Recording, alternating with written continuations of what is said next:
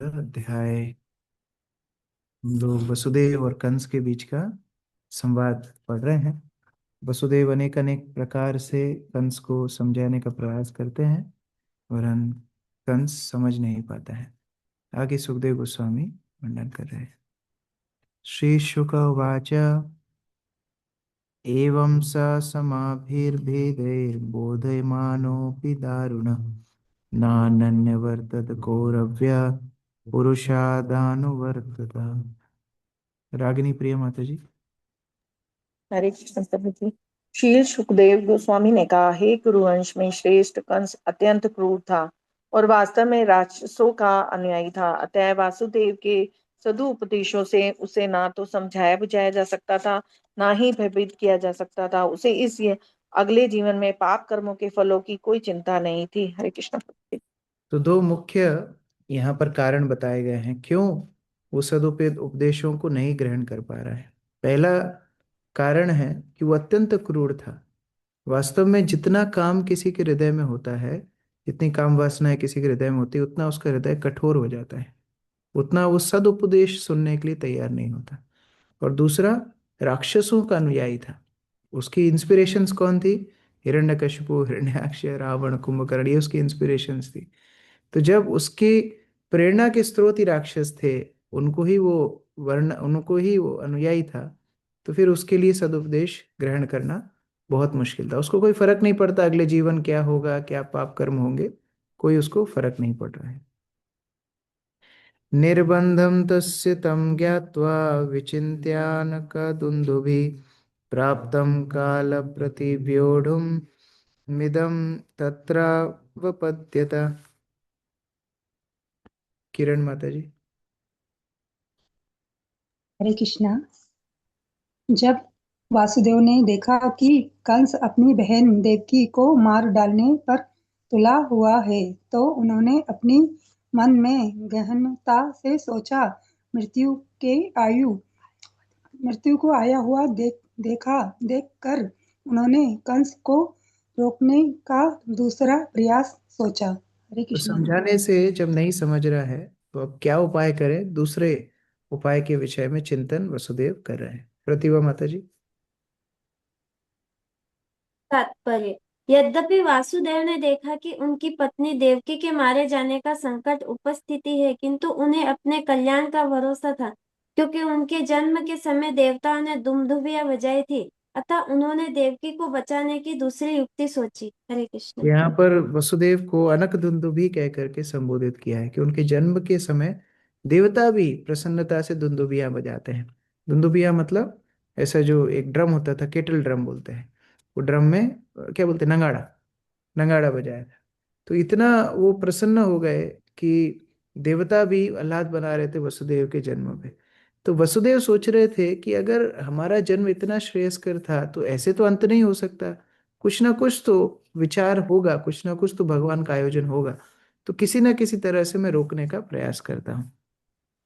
मृत्युर्बुद्धिमतापोहो यावत् बुद्धि बलोदयम् यद्यसो न निवर्तेत नापराधोस्ति देहिना। नीतू माता जी। हरे कृष्णा प्रभु जी। बुद्धिमान मनुष्य को चाहिए कि जब तक बुद्धि तथा शारीरिक पराक्रम रहे, तब तक वह मृत्यु के से बचने का प्रयास करता रहे।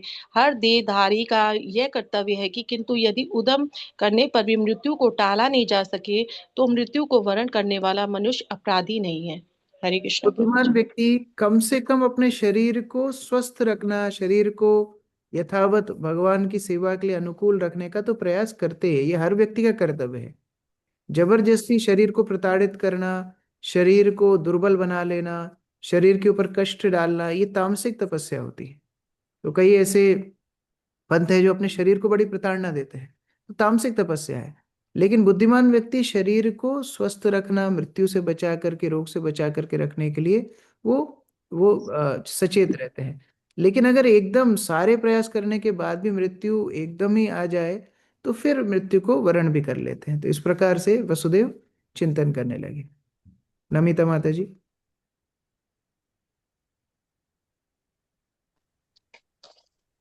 आकस्मिक मृत्यु का सामना करने वाले व्यक्ति के लिए स्वाभाविक है कि वह अपनी रक्षा का पूरा प्रयत्न करे। यह उसका कर्तव्य है। यद्यपि मृत्यु निश्चित है, किंतु प्रत्येक व्यक्ति को चाहिए कि वह उससे बचने का प्रयास करे और बिना विरोध के मृत्यु को वरण ना करे, क्योंकि प्रत्येक जीव नित्य आत्मा है। क्योंकि मृत्यु इस भौतिक जगत में निंदनीय जीवन पर थोपा गया दंड होती है, अतः वैदिक संस्कृति मृत्यु से बचने पर आधारित है। त्यक्तो का देहम पुनर्जन्म नेति। हर व्यक्ति को चाहिए कि आध्यात्मिक जीवन का अनुशीलन करके मृत्यु तथा पुनर्जन्म से बचने का प्रयास करे और जीवित रहने के लिए संघर्ष किए बिना मृत्यु के सामने घुटने ना टेके। जो व्यक्ति मृत्यु को रोकने का प्रयास नहीं करता, वह बुद्धिमान मनुष्य नहीं है, क्योंकि देवकी को आसन्न मृत्यु का सामना करना पड़ रहा था। अतः वसुदेव का कर्तव्य था कि उसे प्राण से बचाते। अतः उन्होंने कंस को फुसलाने का दूसरा तरीका सोचा, जिससे देवकी को बचाया जा सके।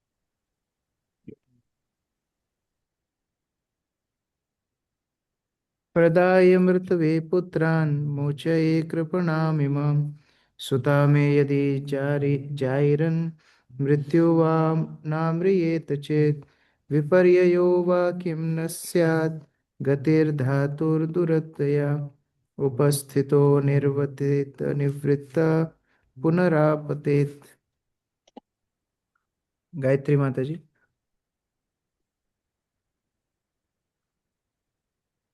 हरे कृष्णा। वसुदेव ने विचार किया, मैं साक्षात मृत्यु रूपी कंस को अपने सारे पुत्र देकर देवकी के प्राण बचा सकता हूँ। जो हो सकता है कि कंस मेरे पुत्रों के जन्म के पूर्व ही मर जाए, या फिर जब उसे मेरे पुत्र के हाथों ही से मरना लिखा है तो मेरा कोई पुत्र उसे मारे ही।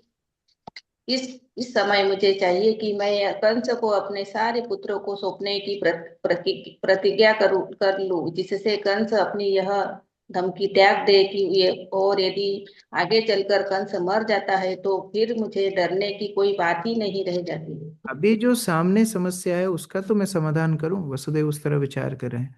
पुत्र होंगे, कंस को मारेंगे नहीं मारेंगे, जो होगा वो भविष्य की बात है, लेकिन अभी देवकी को बचाना आवश्यक है। इसीलिए मैं वचन देने के लिए तैयार हो जाता हूं कि जितने पुत्र होंगे मैं आपको सौंप दूंगा। तो ऐसे वसुदेव अभी विचार कर रहे हैं, चिंतन कर रहे हैं। ब्रजेश प्रभु। अपने पुत्र को कंस को सौंपने का वचन देकर वसुदेव अपनी पत्नी देवकी के प्राण बचाना चाह रहे थे। उन्होंने सोचा, हो सकता है कि भविष्य में कंस मर जाए, या हो सकता है कि मेरे पुत्र ही न हो। यदि पुत्र उत्पन्न भी हो और मैं उसे कंस को दे दूं, तो कंस उसके हाथों में मर सकता है, क्योंकि देववश कुछ भी हो सकता है। यह समझ सकना बहुत कठिन है कि विधाता द्वारा किसी तरह व्यवस्था की जाती है।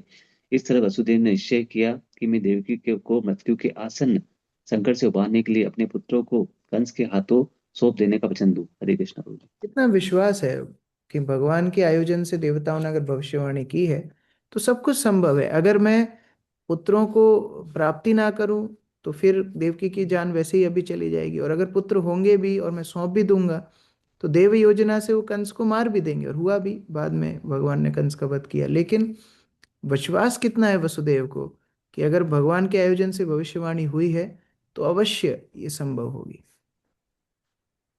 अग्नेर्यथा दारुवियोगयोगयो अदृष्टोऽन्यान्न निमित्तमस्ति एवं हि जन्तोरपि दुर्विभाव्य शरीर संयोग वियोग हेतु।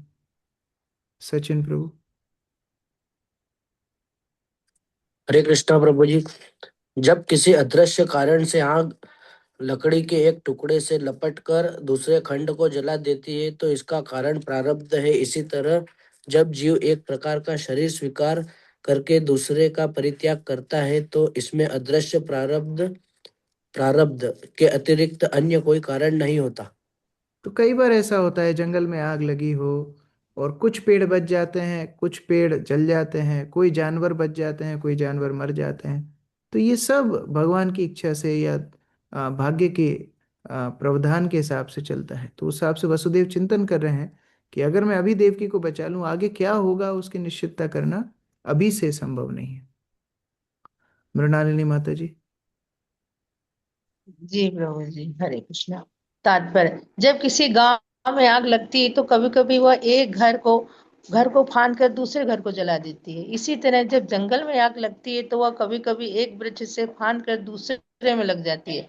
ऐसा क्यों होता है, ये कोई नहीं जानता। ये कल्पना ही की जा सकती है कि पास के घर या वृक्ष को छोड़कर दूर के घर या वृक्ष में आग क्यों लगी, किंतु इसका असली कारण प्रारब्ध है। यही बात आत्मा के देहांतरण पर भी लागू होती है, जिसके फलस्वरूप इस जीवन का प्रधानमंत्री अगले जीवन में कुत्ता बन सकता है। अदृश्य प्रारब्ध के कार्य को किसी व्यवहारिक प्रयोगात्मक ज्ञान से निश्चित नहीं किया जा सकता। अतः इस तर्क से ही संतोष करना होगा कि सारे कार्य प्रारब्ध द्वारा ही संपन्न होते हैं। हरे कृष्ण। एवं विमृश्यतं पापं यावदात्मनिदर्शनं पूज्यमास वै शौरिर्बहुमानापहर्षणम्। गौरी शंकर प्रभु। इस तरह इस विषय पर अपनी बुद्धि से भरपूर विचार करने के बाद वसुदेव ने पापी कंस के समक्ष बड़े ही आदर पूर्वक अपना प्रस्ताव रखा। प्रसन्नवदनाम्भोजो नृशंस निरपत्रपं मनसा दूयमानेन विहसन्निन्दमब्रवीत्। सुनीता माता जी पढ़िए।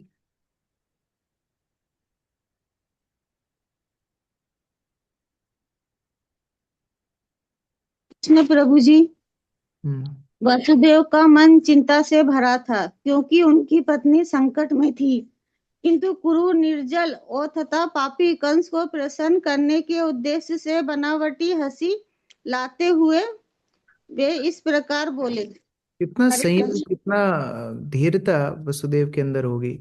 वो जानते हैं देवकी की जान कभी भी जा सकती है, हर तरह से समझाने का प्रयास कर रहे हैं, अपना आपा नहीं खोल रहे हैं। कभी कभी जब वार्तालाप होती है या कोई चर्चा होती है या कुछ लोग कुछ समस्या को सुलझाने के लिए बैठते हैं, और सामान्यतः सही बात बोलने वाला भी जब आपा खो देता है तो सामने वाला उसकी बात सुनने में बिल्कुल भी रुचि नहीं दिखाता। लेकिन जब कोई व्यक्ति धीरता से, धैर्य से बातचीत करता है तो हो सकता है उसकी बात थोड़ी कम भी ठीक हो तो भी लोग उसको ध्यान से सुनते हैं। यहाँ वसुदेव बहुत अपनी चिंता को एकाग्र करके अपने बाह्य रूप से बिल्कुल भी विचलित ना दिखते हुए हंसी के साथ कंस को अपना प्रस्ताव रख रहे हैं। अंकित निगम प्रभु। कभी कभी संकटकालीन स्थिति में कपट से काम चलाना पड़ता है, जैसा कि वसुदेव ने अपनी पत्नी को बचाने के लिए किया। यह भौतिक जगत बहुत ही जटिल है और अपना कर्तव्य निभाने के लिए ऐसी दोहरी चाल अपनानी पड़ती है। वसुदेव ने कृष्ण को जन्म देने के लिए अपनी पत्नी को बचाने के लिए हर संभव प्रयास किए। इससे सूचित होता है कि कृष्ण तथा उनके हितों की रक्षा के लिए दोहरी चाल से काम लिया जा सकता है। पूर्व घोषित व्यवस्था के अनुसार कंस का वध करने के लिए कृष्ण को वसुदेव तथा देवकी से जन्म लेना था। अतः वसुदेव को इस स्थिति से निपटने के लिए हर प्रयत्न करना पड़ा। यद्यपि सारी घटनाएं कृष्ण द्वारा पूर्ण नियोजित होती है, किंतु भक्त को कृष्ण की सेवा के लिए हर संभव प्रयास करना होता है। कृष्ण स्वयं सर्वशक्तिमान है, किंतु इसका अर्थ यह नहीं है कि भक्त को हाथ पर हाथ धरकर बैठ जाना चाहिए और सब कुछ कृष्ण पर ही छोड़ देना चाहिए। भगवद गीता से भी यह उपदेश प्राप्त होता है। यद्यपि अर्जुन के लिए कृष्ण सब कुछ कर रहे थे, किंतु अर्जुन कभी अहंसिक की तरह आलसी बनकर बैठा नहीं। वह युद्ध में यथाशक्ति लड़ने और विजयी बनने का प्रयास करता रहा। हरे कृष्ण भक्त प्रभु। हमेशा ये देखते हैं भगवान की प्रसन्नता किसमें है, भगवान की इच्छा किसमें है, भगवान क्या चाहते हैं, भक्त लोग क्या चाहते हैं, और उसी माध्यम से, उसी पथ पर भक्त लोग अग्रसर होते हैं, उसी के लिए प्रयत्न करते हैं। उस कार्य को सिद्ध करने के लिए साहसपूर्ण ढंग से जो भी आवश्यकता हो वो पूरी करते हैं। ये भक्तों का भाव होता है। श्री वसुदेव उवाच न हि अस्यस्ते भयं सौम्यं यद्वै सः शीरिरवाक् पुत्रान् समर्पयिष्यस्य यतस्ते भयम् उत्थितम्। पीताम्बरी राधा माता जी। हरे कृष्णा प्रभु जी, दंडवत प्रणाम। वसुदेव ने कहा, हे भद्र श्रेष्ठ, तुमने अदृश्य वाणी से जो भी सुना है उसके लिए तुम्हें अपनी बहन देवकी से तनिक भी डरने की बात नहीं है। तुम्हारी मृत्यु का कारण उसके पुत्र होंगे। अतः मैं तुम्हें वचन देता हूँ कि जब उसके पुत्र उत्पन्न होंगे जिनसे तुम्हें डर है, तो उन सबको लाकर मैं तुम्हें सौंप दिया करूंगा। तात्पर्य मीनू माता जी। कंस कंस को देवकी से भय था कि उसके 8वें गर्भ से जो पुत्र उत्पन्न होगा वही उसका वध करेगा। इसलिए वसुदेव ने अपने साले को सर्वाधिक सुरक्षा का वचन दिया कि वह सारे पुत्रों को लाकर उसे दे दिया करेगा। 8वें पुत्र की प्रतीक्षा न करके वह प्रारंभ से ही देवकी के गर्भ से उत्पन्न सारे पुत्रों को कंस के हाथों सौंप देगा। वसुदेव ने कंस के समक्ष यह सबसे उदार प्रस्ताव प्रस्तुत किया। तो कई बार ऐसा होता है कि पूरा व्यक्ति सच सही ना हो तो भी कुछ समझौता हमको करना पड़ता है। अभी वसुदेव ये नहीं बोल रहे, अरे तुम क्यों लोगे, तुम्हारा ना अधिकार मेरी पत्नी के ऊपर है ना तुम्हारा अधिकार मेरे बच्चों के ऊपर है। नहीं, कंस की क्रूरता को जानते हुए वसुदेव समझ रहे हैं कि अभी मैं यहाँ से बेस्ट क्या निकाल सकता हूँ, तो मैं कम से कम देवकी को बचा सकता हूँ। तो बोल रहे हैं ठीक है, जो भी अब पुत्र होंगे मैं आपको आके स्फूर्त कर दूंगा।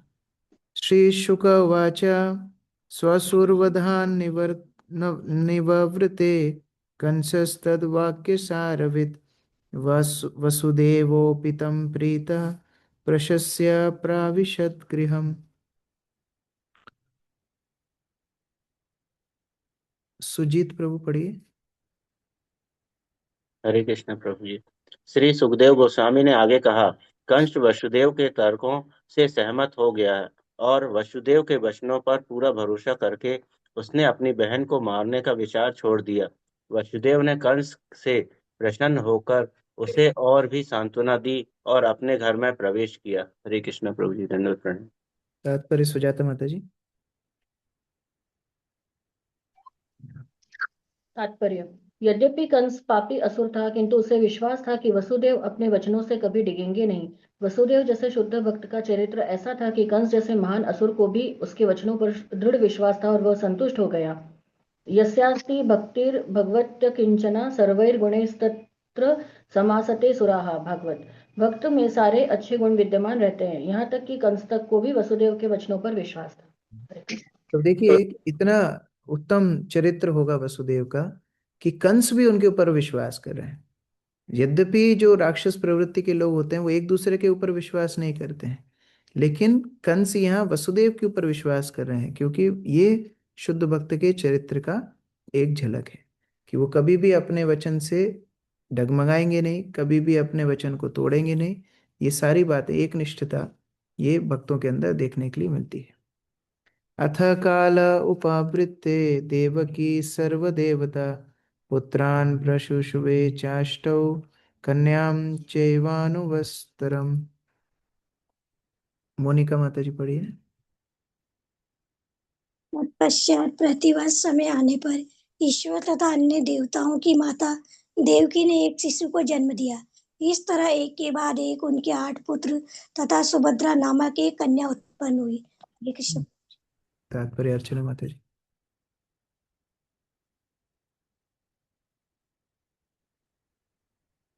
पुस्तक दे दो माता जी। तात्पर्य, गुरु को कभी कभी सर्वदेव देवम यो गुरु कहकर महिमा मंडित किया जाता है। श्रीमद् भागवतम। आध्यात्मिक गुरु की कृपा से विभिन्न प्रकार के देवों को समझा जा सकता है। देव शब्द पूर्ण पुरुषोत्तम परमेश्वर का सूचक है, जो समस्त देवों के मूल उद्गम है। श्रीमद् भगवद गीता में श्री भगवान कहते हैं, अहम आदिर ही देवानाम, मैं समस्त देवों का उद्गम हूँ। आदि पुरुष भगवान श्री विष्णु अपने विभिन्न रूपों में विस्तार करते हैं। तदैक्षत बहुश्याम छांदोग्य उपनिषद। वे ही अनेक रूपों में विस्तीर्ण हो गए। अद्वैतम अच्युतम अनादिम अनंत रूपम ब्रह्म संहिता। स्वरूप की विभिन्न कोटियां श्वास तथा विभिन्नांश कहलाती हैं। श्वांश अथवा विष्णु तत्व श्री भगवान होते हैं और विभिन्नांश जीव तत्व होते हैं, जो श्री भगवान के अंश हैं। मावे वांशो जीवलोके जीवभूतः सनातना। यदि हम भगवान श्री कृष्ण को पूर्ण पुरुषोत्तम भगवान स्वीकार करके उनकी पूजा करते हैं, तो श्री भगवान के सारे विस्तार तथा अंश स्वतः पूज जाते हैं। सर्वार्हणम अच्युतेज्या भगवान श्री कृष्ण अच्युत कहलाते हैं। सेनयोरुभयोर मध्ये रथम स्थापय में अच्युत। अच्युत भगवान श्री कृष्ण की पूजा करने से सारे देवताओं की स्वतः पूजा हो जाती है। तब न तो विष्णु तत्व न ही जीव तत्व को अलग अलग पूजने की आवश्यकता रह जाती है। यदि मनुष्य भगवान श्री कृष्ण पर ध्यान एकाग्र करता है तो हर एक की पूजा हो जाती है। अतः भगवान श्री कृष्ण को जन्म देने के कारण माता देवकी को सर्व देवता कहा गया है। तो अभी कोई प्रश्न पूछ सकता है ये अनुवाद पढ़ के कि देवकी को सर्व देवता अर्थात सभी देवताओं की जननी बोल रहे हैं। तो सर्व देवताओं की जननी कहाँ है? वो तो केवल कृष्ण को जन्म दी नहीं, क्योंकि भगवान को जन्म दी सारे देवता भगवान के अंश मात्र हैं, इसलिए वो सारे विश्व की जननी बन गई। उसी प्रकार से गुरु को बोल रहे हैं सर्वदेवमयो गुरु। सर्वदेवमयो हरि भी बोला जाता है, सर्वदेवमयो गुरु भी बोला जाता है, अर्थात गुरु के चरणों में सारे देवता उपलब्ध हैं। उसी तरह से भगवान के सारे देवता अंश मात्र हैं। तो जो भगवान को पूजा करेगा, जो भगवान को प्राप्त कर लेगा, सारे देवता स्वतः संतुष्ट हो जाएंगे। देवकी उसका स्वयं उदाहरण है, और अगले अध्याय में इसकी पुष्टि होगी कि सारे देवता आकर के देवकी के गर्भ की स्तुति करेंगे। कीर्तिमन्तं प्रथमजं कंसायानकदुन्दुभिः अपर्यमासकृच्छ्रेण सोन्नतात् अति विबलः। कृष्ण पटेल प्रभु।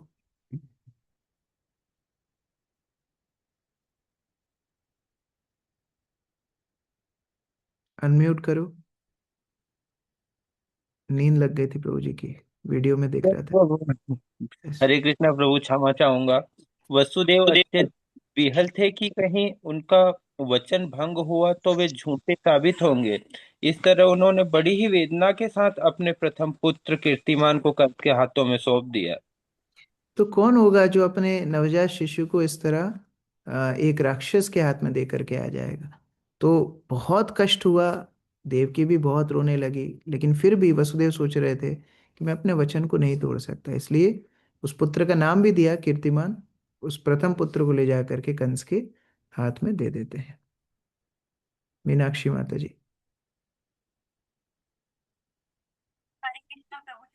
वैदिक पद्धति में जो ही कोई बच्चा, विशेषकर पुत्र, ये उत्पन्न होता है तो पिता विद्वान ब्राह्मणों को बुलवाता है और बच्चों की कुंडली के अनुसार उसका नामकरण किया जाता है। उसे नामकरण संस्कार कहते हैं। और इस तरह सर्व वर्णाश्रम धर्म पद्धति में 10 संस्कार होते हैं, जिनमें से नामकरण संस्कार एक है। यद्यपि वासुदेव के प्रथम पुत्र को कंस के हाथों सौंप दिया जाना था, किंतु उसका नामकरण संस्कार संपन्न हुआ और उसका नाम कीर्तिमान रखा गया।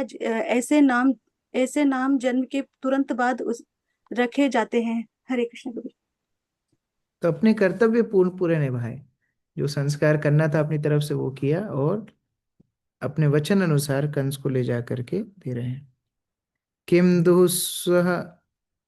दुस्सहम नु साधुनाम विदुषाम किम अपेक्षितम किम आकार्यम कदर्याणाम दुस्तयजम किम धृतात्मनाम।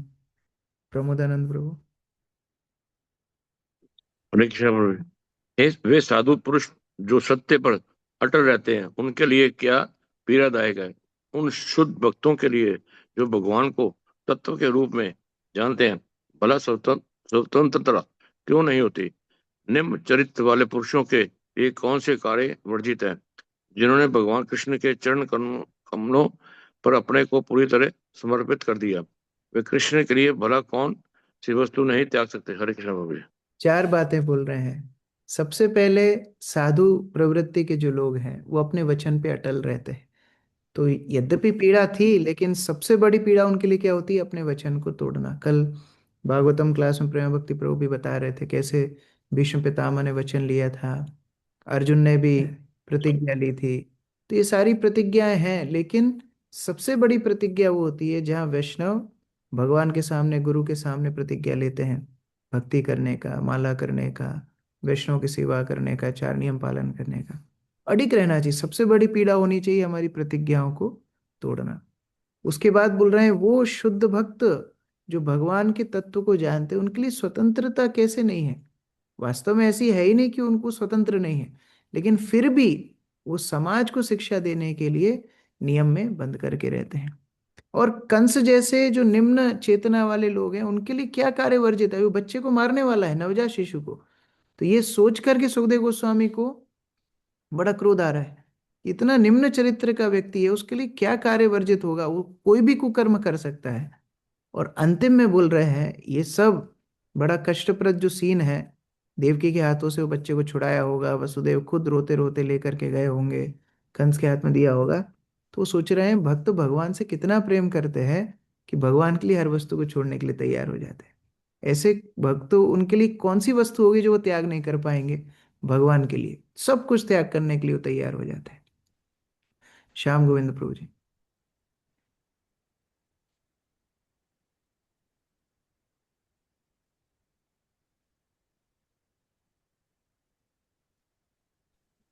क्योंकि देवकी ने के 8वें पुत्र द्वारा कंस का वध होना था, अतः यह प्रश्न किया जा सकता है कि वसुदेव को पहले पुत्र को ले जाकर देने की क्या आवश्यकता थी।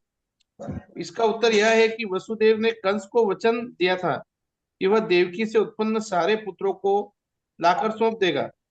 असुर होने के कारण कंस को विश्वास नहीं हो पा रहा था कि 8वीं संतान ही उसका वध करेगी।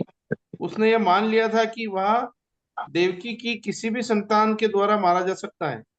इसलिए देवकी को बचाने के लिए वसुदेव ने कंस को हर संतान, चाहे वह लड़का हो या लड़की, देने का वचन दिया था।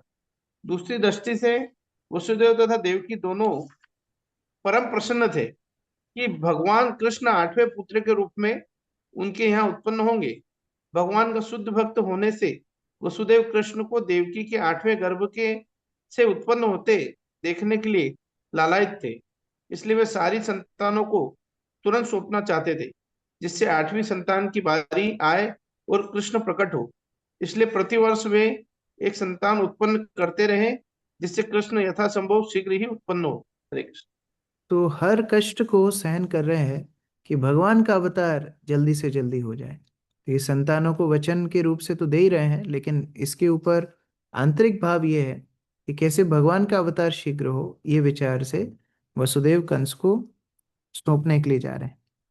दृष्ट्वा समत्वं तश्रोरे सत्ते चैव व्यवस्थितिं कंसतुष्टमना राजन् प्रहसन्निदम् अब्रवीत्। मणि माता जी पढ़िए। या हरे श्रीदेव। कृष्णा प्रभु जी। हे राजा परीक्षित, जब कंस ने देखा कि वसुदेव सत्य में स्थिर हैं, होते हुए अपनी संतान उसे सौंपने में संभाव बने रहे, तो वह अत्यधिक प्रसन्न हुआ और उसने हंसते हुए यह कहा। कंस भी देख रहा था कि वसुदेव कितने वचननिष्ठ हैं, ले जा करके उनके हाथ में दिया। कंस प्रसन्नता के साथ उत्तर दे रहे हैं। श्रीदेवी माता जी। हरे कृष्णा प्रभु जी। इस श्लोक में समतव्य शब्द अत्यंत महत्वपूर्ण है। समतवम ऐसे व्यक्ति को का सूचक है जो आनंद या दुख में अप्रभावित रहता हुए सदैव समभाव बनाए रखता है। वसुदेव इतने समभाव युक्त थे कि वे अपने प्रथम जात पुत्र को कंस के हाथों मारे जाने के लिए सौंपते हुए भी तनिक भी विचलित नहीं हुए। श्रीमद् भगवद गीता में कहा गया है, दुखेश वनु दविगन्नमान सुखेशु विगत स्पृहा। भौतिक जगत में न तो किसी को सुखी रहने के लिए अत्यंत उत्सुक होना चाहिए, न ही भौतिक दुख से अधिक दुखी होना चाहिए। भगवान श्री भक्त कृष्ण का लक्षण है, आप लोगों ने 12वें अध्याय में ही पढ़ा होगा, भगवत गीता में कई स्थानों पे है कि जो हर स्थिति में संभाव रखे, जो भौतिक संसार को ज्यादा गंभीरता से ना ले, वो भक्त है। जो प्रभावित हो जाए फिर उसके लिए भक्ति करना बहुत मुश्किल हो जाएगा। जब सब कुछ अच्छा चलेगा, संपदा होगी, सम्मान होगा, तो भी भगवान को भूल जाएगा, और संकटों में भी भगवान को भूल जाएगा। कभी कभी हमारे साथ भी होता है, कोई इशू हो जाता है, कोई कुछ बोल देता है, फिर मंगला आरती में खड़े होके वही याद आता है। तो कभी कभी भगवान को प्रार्थना करते, भगवान बचाओ, अभी आपके सामने खड़े हैं फिर भी क्या विचार आ रहे हैं, ये सारे विचार आ रहे हैं। तो ये संभाव रखना भक्ति के लिए बहुत बहुत आवश्यक है। दीपक प्रिय माता जी। मात्र स्पर्शास्तु कौन्तेय शीतोष्ण सुख दुखदा आगामपानीयो अनित्यास्तान ततिक्षेव भारत। हे कुंती पुत्र, सुख तथा दुख का अस्थायी पारकट्य और अकाल क्रम में उनका अदृश्य होना शीत तथा ग्रीष्म ऋतु के आने तथा जाने के तुल्य है। हे भरतवंशी, ये इंद्रिय बोध से उत्पन्न होते हैं और मनुष्य को चाहिए कि विचलित हुए बिना इन्हें सहना सीखे। स्वरूप सिद्ध व्यक्ति तथाकथित दुख या सुख से कभी भी विचलित नहीं होता, और वसुदेव जैसे महान भक्त पर तो यह बात विशेष रूप से लागू होती है, जिन्होंने अपने व्यवहारिक उदाहरण द्वारा ऐसा कर दिखलाया। वे कंस के हाथों अपनी पहली संतान मारे जाने के लिए सौंपते समय तनिक भी उद्विग्न नहीं थे। अभी ये कंस बोल रहा है, प्रतियातु कुमारोऽयं न हि अस्मादसिद् मे भयम् अष्टमात् युवयोर्गर्भान् मृत्युर्मे विहितः किल। अर्चित प्रभु। हरे कृष्ण प्रभु जी। हे वासुदेव, तुम अपने बच्चे को वापस ले सकते हो और घर जा सकते हो। मैं तुम्हारी और देवकी की 8वीं संतान से चिंतित हूँ, जिसके हाथों में ही मृत्यु लिखी है। तो कंस वापस दे देता है, ले जाओ, कोई बात नहीं, इससे मुझे कोई खतरा नहीं है, मेरा क्या ही बिगाड़ लेगा, 8वीं संतान से मेरी चिंता है, उस समय पे देखेंगे, अभी इसको वापस ले जाओ, छोड़ा। तथेति सुतमात् आदाय यया अनकदुन्दुभि नाभ्यनन्दत् तद्वाक्यम् असतो विजितात्मनः। यमुना रानी माता जी।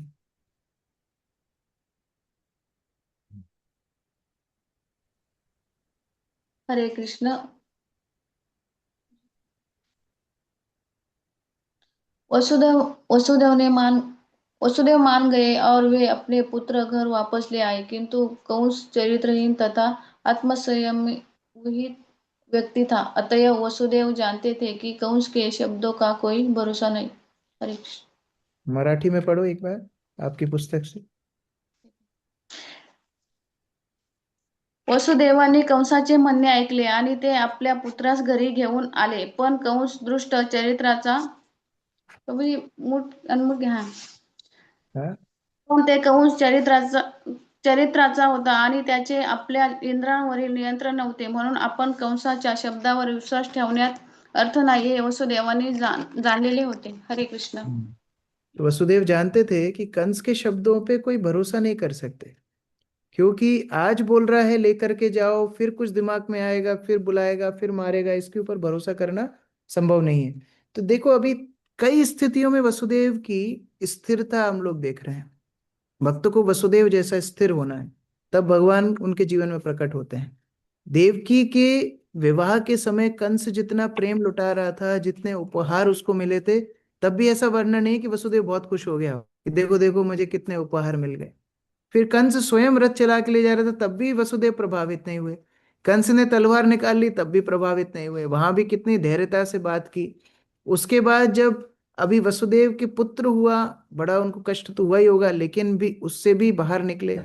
फिर कंस के हाथ में पुत्र को दे करके गए, उसने छोड़ दिया, वापस ले, फिर कूदते नाचते भी नहीं गए कि छोड़ दिया बच गया, अभी जान बची, नहीं, वहां भी समता है कि इसके ऊपर विश्वास करने की आवश्यकता नहीं है। ये कब मन बदलेगा?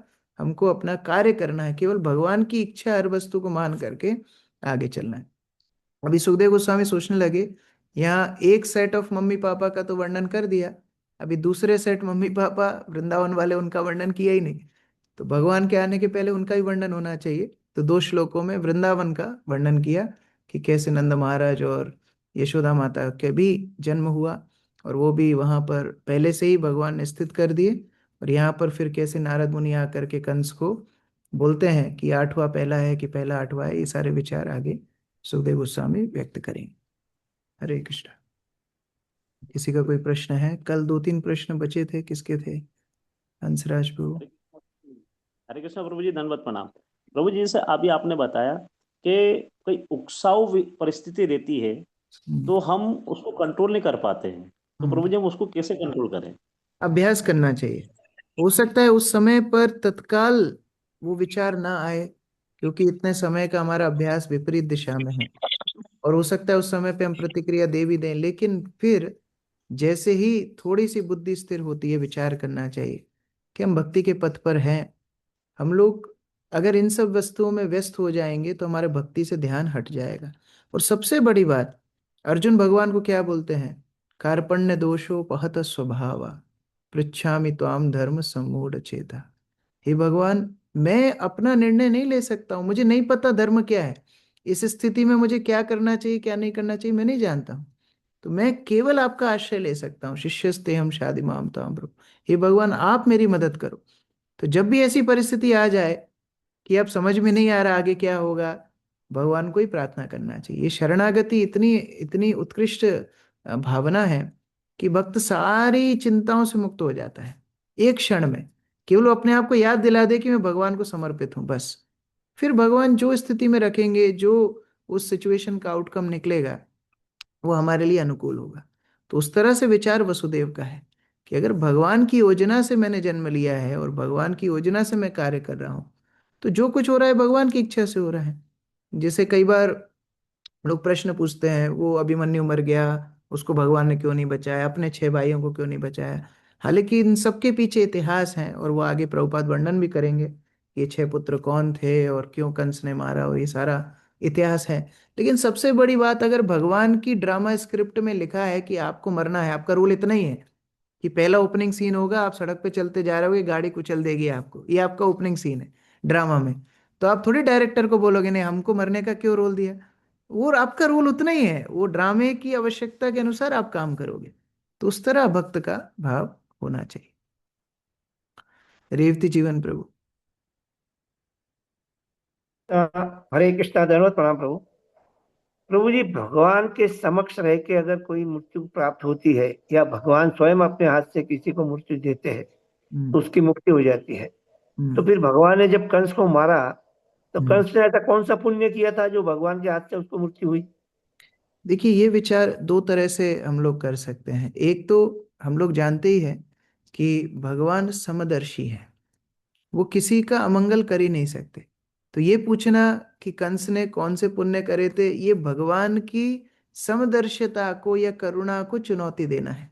क्योंकि अगर अच्छे कर्मों से ही उद्धार होता तो भगवान की करुणा का तो विचार ही नहीं है। कोई कितना ही पापी तापी जो कुछ भी हो, ऐसे जैसे अगर वो भगवान के सामने आ गया तो पवित्र हो जाएगा, उसको भगवान उद्धार कर देंगे। और दूसरा विचार, सप्तम स्कंद में नारद मुनि स्वयं बोलते हैं कि अगर द्वेष से भी कोई भगवान को स्मरण करे, वो स्मरण उसको पवित्र कर देगा।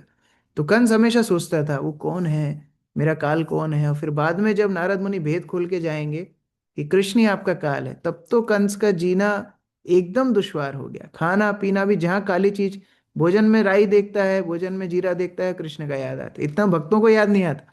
वो प्रसाद देखते पहले वो टेस्ट का याद आता है, उसको प्रसाद में भी कृष्ण देखते थे, परछाई में कृष्ण देखते थे, अपने केश देखता था उसमें कृष्ण देखते थे, अंधकार रात्रि में कृष्ण देखते थे, तो हर चीज में उसको कृष्ण देखते थे। तो वो विचार तो है, लेकिन उससे बड़ा विचार पहला है जो भगवान की करुणा है। अगर असुर भी उनके पास आते हैं, उनको मुक्ति देते हैं, तो फिर भक्तों को क्या पद देंगे, ये विचार करना चाहिए। दीप प्रिय माता जी। हरे कृष्णा गुरु जी, दंडवत प्रणाम। मेरे 2 प्रश्न है गुरु जी। एक तो भगवद गीता से है, 12वें अध्याय से, कि भगवान बोलते हैं कि निराकार ब्रह्म की जो मतलब पूजा करते कष्टकारी, तो निराकार ब्रह्म की पूजा किस तरह से की जाती है गुरु जी? पूजा अर्थात निराकार ब्रह्म को श्रेष्ठ मानना। पूजा करने के लिए तो भगवान का साकार रूप ही आवश्यक है, लेकिन निराकार के उपासक क्लेश अधिकतरस तेषाम अव्यक्त आसक्त चेतसाम, जो भगवान के अव्यक्त अर्थात निराकार रूप से आसक्त है, उनको जीवन बड़ा क्लेशकारी है, बड़ा कष्टकारी है। क्यों? क्योंकि कई कारण है, लेकिन सबसे बड़ा कारण ये है कि बाद में जब आध्यात्मिक उन्नति वो करने जाएंगे, उनके लिए बड़ा मुश्किल होगा पहले अपना निराकार भाव हटा करके साकार भाव को अब श्रेष्ठतम मानना। ये उल्टी ट्रेनिंग उनकी हो गई, विपरीत दिशा में वो चले गए। अभी साकार भाव में हम लोग देखते हैं हमारे पिता साकार हैं, हमारी माता साकार है, हमारे बच्चे साकार हैं, वो साकार भाव है, तो भक्ति करना ज्यादा आसान है। लेकिन यहां से पहले निराकार जाना और फिर निराकार से फिर साकार आना, ये थोड़ा सा उल्टा परिश्रम हो जाता है। तो कई प्रकार से कष्ट है, लेकिन ये प्रमुख है। क्या बताते हैं गुरु जी फिर निराकार वाले? तो वो किस तरीके से वो भक्ति, मतलब जो भी करते कैसे करते हो, किस पे ध्यान लगाते, कैसे उनका मन लगाते हो? वही तो सबसे बड़ा क्वेश्चन है कि वो कैसे करते होंगे। यही तो सबसे बड़ा क्वेश्चन है। अभी गलत चीज कैसे करते होंगे उसकी तो कोई परिभाषा नहीं है। कोई बल्ब को टांगता है, ऐसे ना कई ऐसे संस्थाएं हैं, बल्ब लगा देते हैं, बल्ब पे ध्यान करो। कोई बिंदी बना देते हैं, बिंदी पे ध्यान करो। कोई चक्कर बना देते हैं कि अभी ये सर्कल को ही देखते रहो। कोई बोलते हैं आंख बंद करके बस आप कुछ मत सोचो, तो बढ़िया नींद आ जाती है, 1 घंटा बढ़िया लगता है उठने के बाद। तो ऐसे कई अलग अलग विचार हैं, तो उस तरह से लोग करते हैं। दूसरा प्रश्न ये था कि सकाम कर्म में और कर्म कांड में क्या डिफरेंस है गुरु जी? सकाम कर्म कर्मकांड दोनों एक ही है। सकाम कर्म अर्थात वो कर्म जो फल की इच्छा से किए जाएं, और कर्मकांड बिना फल की इच्छा से हो ही नहीं सकता। व्यक्ति कोई भी अनुष्ठान करेगा तो वो सकाम भाव से ही करता है, इसलिए कर्मकांड सकाम है। Thank you. मीनू माता जी। हरे कृष्णा प्रभु जी, दंडवत प्रणाम। प्रभु जी, तुलसी महारानी का जैसे हम यूज करते हैं, ऐसे मतलब पानी से ले लेते हैं, अगर कभी उसको जैसे पीस के जूस वगैरह या उसको निकाल के, तो ये पाप की श्रेणी में आता है क्या? हाँ, नहीं करना चाहिए।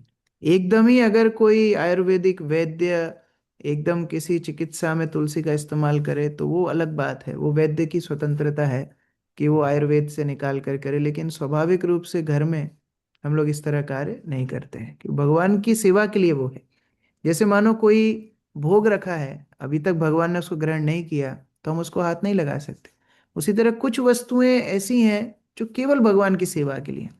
तुलसी भगवान की सेवा के लिए है। उनकी माला हम नहीं पहनते, भगवान पहनते हैं। वो भगवान के भोग में रहती है। हाँ, प्रसाद रूप से हम लेते हैं, लेकिन उसको चबाना, उसको पीसना, उसका जूस निकालना, ये सब हमारा अधिकार नहीं है। जैसे आध्यात्मिक जगत में सोचो, भगवान की गद्दी होती होगी और कोई बहुत थका होता होगा। थक वैसे आध्यात्मिक जगत में थकते नहीं होंगे, लेकिन ऐसे हाइपोथेटिकली भी सोचें, अगर आप थक गए हो और भगवान की गद्दी वहां रखी है, तो क्या हम उस पर बैठने का दुस्साहस करेंगे भले ही हम थके हो?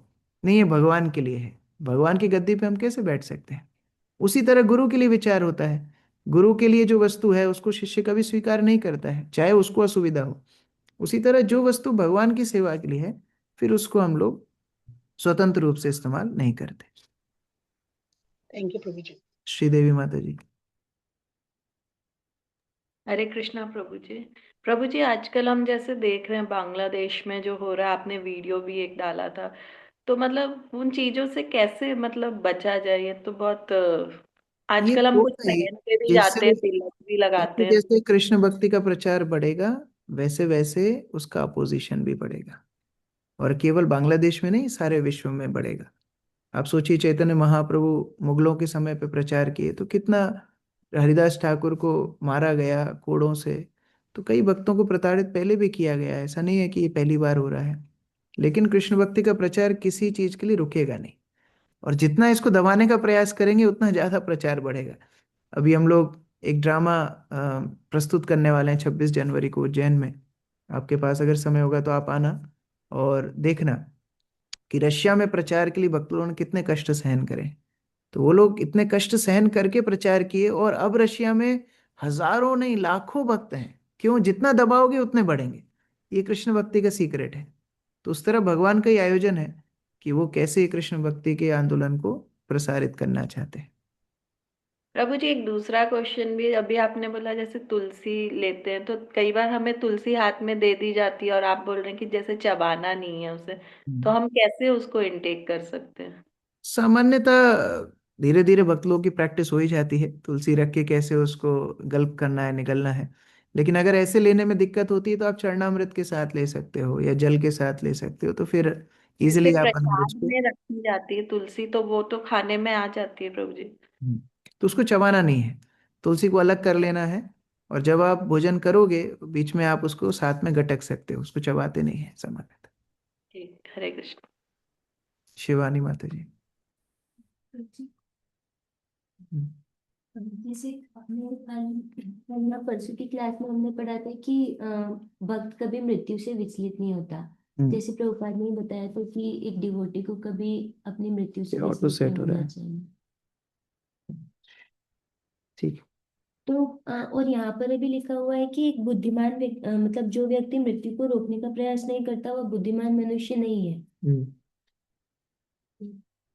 मतलब कम से कम अपने आप जा करके गाड़ी में नहीं भिड़ जाना चाहिए। चलो ठीक है, अब भगवान की इच्छा है भिड़ जाता हूँ, मान लो किसी को कोई रोग हो गया, बीमार हो गया, ठीक है भगवान की इच्छा है मर ही जाता हूँ।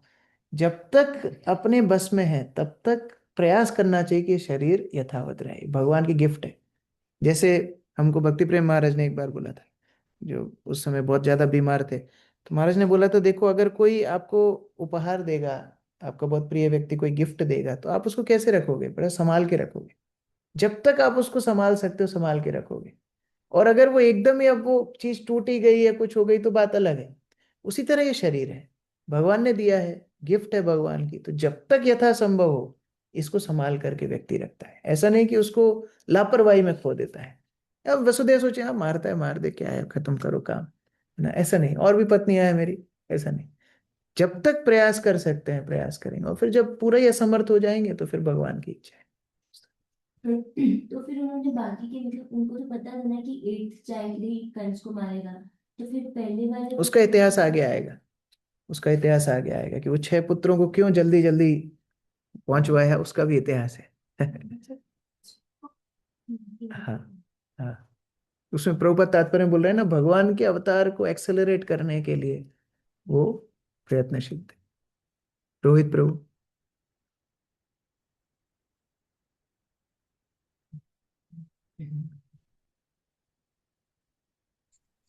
हरे कृष्ण प्रभु जी। जैसे सायुज्य सायुज्य मुक्ति होता है, जैसे असुर भगवान असुरों का वध करते हैं तो उसमें उनको ब्रह्म में एक हो जाते हैं, उसको मुक्ति में लेते। और हम देखते हैं ब्रह्म पद से भी वापस आ जाते हैं, नीचे पतन होता है, तो भी वो मुक्ति में आता है सायुज्य। क्योंकि वो ज्यादा समय तक तो नित्य तो रहते ही नहीं ना ब्रह्म में विलीन, क्योंकि ब्रह्म में फ्रस्ट्रेशन होता है ऐसे क्योंकि सोल का धर्म है एक्टिविटी, तो वो तब भी वापस भौतिक जगत में आ ही जाते हैं। हाँ सायुज्य मुक्ति। प्रश्न है कि जिसको पूरी दुनिया मुक्ति बोलती है उसको मुक्ति क्यों बोलते हैं? वास्तव में दुनिया तो यही सोचती है कि भगवान के निराकार ज्योति में एकात्म हो जाए वही मुक्ति है, लेकिन वास्तव में मुक्ति इसलिए नहीं है क्योंकि भगवान की सेवा वहां उपलब्ध नहीं है। अब प्रश्न है उसको मुक्ति फिर बोलते ही क्यों है? मुक्ति इसलिए बोलते हैं क्योंकि भौतिक रूप से वो मुक्त हो गया, हो सकता है वहां से वापस आ जाएगा, लेकिन भौतिक कष्टों से वो मुक्त हो गया।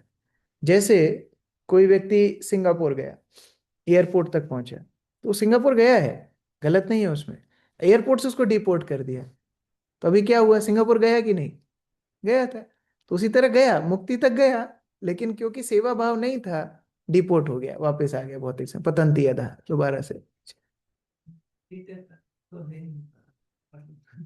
ये यही आप समझ गए, बहुत बड़ी बात है। इसलिए भक्त लोग बोलते हैं वास्तव में मुक्ति नहीं है, केवल नरकायते, वो नरक है, क्योंकि इतनी मेहनत करके गया ऊपर, तो फिर उसको बोला बस इतना ही था तुम्हारा, अभी जाओ नीचे। तो मतलब वो तो एक तरह से उसके लिए नरक समान हो गया। और वहां सब मिलेंगे, सारे असुर मिलेंगे वहां, कंस मिलेगा, काल्यवन मिलेगा, सब मिलेंगे वहां पर ही। पार्टी, उनकी पार्टी तो क्या चलती होगी। केवल्य है, वहां पर कोई क्रिया नहीं है, तो दोबारा आना पड़ेगा। यमुना रानी माता जी। प्रभु जी मुझे पूछना था, क्रोध और अज्ञान शब्द का अर्थ अलग अलग है क्या? कौन से 2 शब्द? अज्ञान और क्रोध और क्रोध।